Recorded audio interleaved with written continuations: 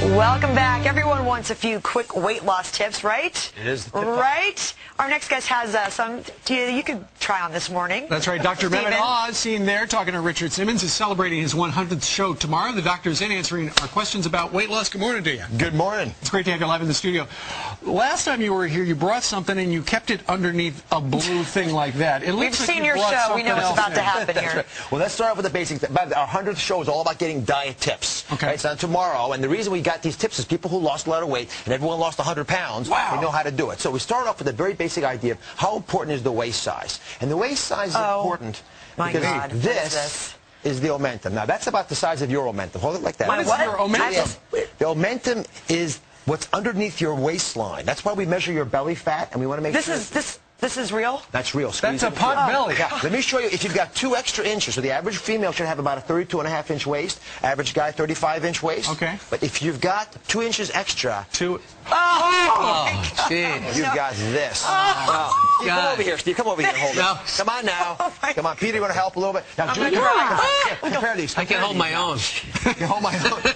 So I want to be very visual. Normal waist size, 2 inches extra. And if you're 4 inches extra, 6 inches, you just double this, quadruple this. Oh, my goodness. where do you get something like this? Now, take it out of... These come from cadavers. Oh, my God. And the reason that we feel so passionately about explaining this to people, I'm going to put this over here, is that I don't want you to take your gloves off. Okay. I don't want folks walking around thinking, hey, belly fat's just this little thing that if I could deal with it, it'd be fine. So I want everyone to take a measure. Okay. Right? No, Put it around your waist. No. Yes, We're yes, not yes. doing that. No. And you I take the 5th. I'm not doing What's that. your waist Look at size? Dr. Oz. He's got a 20-inch waist. No, For that's God's sake. impressive. A 33.5-inch waist. Oh, nice, Now, here's the deal. Steve. You want your height to be twice your waist and no more. So if you're, how tall are you?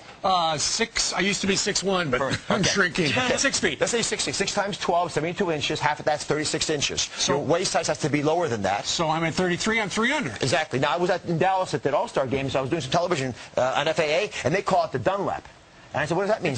Because the fat Dunlap over my belt. You guys never buy a new belt. You actually have to take your belt size and get rid of it, because guys wear their waist belt right on here, and the fat, they wander around like this, waddle around. All right. You actually measure it. Now, Dr. Oz, you've got some tips. First off, you say that you should start your morning with oatmeal. Oatmeal without question. And let's just go Because it's filling?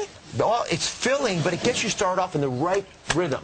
If you have oatmeal, blueberries, nuts, these are wonderful foods because they satiate you, and the fiber actually releases the sugar very slowly into your bloodstream, so you don't create the metabolic headaches that so often occur. Speaking of metabolism, green tea, wonderful tool to add instead of coffee once in a while. It's got a quarter of the caffeine of coffee, but it's young tea. That's why it's green, hasn't oxidized, gives you lots of those polyphenols that you know will stimulate your metabolism. Wonderful tool to use as a weight loss, and plus you don't add cream and sugar to green tea the way you would with coffee. You avoid that headache. There's caffeine, though. Caffeine in green tea? There is caffeine. It's about a quarter of the caffeine. Okay. But if you have to put a little something in there, could you put some honey in it? Or honey, agave. You can use lots of things. Pepper? Peppers, I love. I threw this all over my pizza last night. This is one of the big secrets, I tell you. Capsaicin found in red peppers, it actually reduces your appetite at the next meal. So if you have a spicy breakfast, but add these to your eggs, for example, in the morning, then for lunch you actually on average eat less. Big secret folks don't realize, when we were growing up, we had this size plates. Eating food. This is a 9-inch plate, right? The tape plates now were 11 inches. And we just want more. We've supersized our plates. This is almost twice as much food as this. And one final thing, the brain has 4 satiety centers. They are satiety centers and desires for water, for food, for sex, and for sleep. He's looking at the sex comments. I was thinking about the sleep.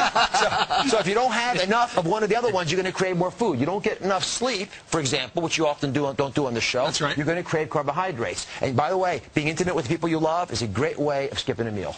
So let's go have sex right now. We love his advice, don't we? Dr. Oz. All right, Dr. Oz. Great pleasure. Congratulations on your show, by the way. 100th episode. Great show. Thank you. It's a fantastic show. You're very You're working with a lot of people I used to work with, too, so that's why. It's great stuff. Thank you very much for that. All right.